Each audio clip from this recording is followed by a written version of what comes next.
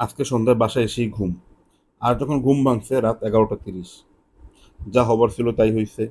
বাসায় ভাত ছাড়া খাওয়ার কিচ্ছু নাই। ফুড পান্ডাও 10টার মধ্যে বন্ধ হয়ে যায় বসুন্ধরায়। তখনই মাথায় বুদ্ধি এলো, অনেকদিন বুটের ডাল খাওয়া হয় না, বাসায় তো আছেই। অবশ্য কিনেছিলাম মুরগি হাত পা দিয়ে খাওয়ার জন্য, কিন্তু এখন সেই মুরগি হাত পা তো বরফ হয়ে আছে। বাঁচার আশা এখন বুটের ডাল। একদম শর্টকাট রান্না।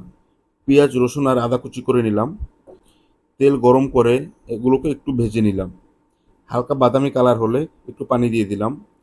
পানি ফোটা শুরু করলে হলুদের গুঁড়ো, মরিচের গুঁড়ো আর লবণ, চাইলে এখানে অবশ্যই ধনিয়ার গুঁড়ো আর জিরার গুঁড়োও দেওয়া যায়।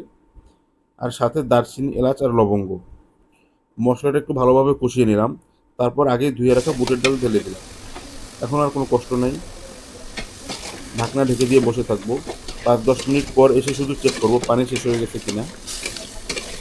পানি শেষ হয়ে গেলে আবার একটু পানি দিয়ে ঢেকে রেখে আবার গিয়ে বসে থাকবো। এইরকম করে করে এক সময় দেখবো বুটের ডাল একদম তৈরি। এক ব্যাচেলারের রাত্র 12টার খাবারের কাহিনী এমনই।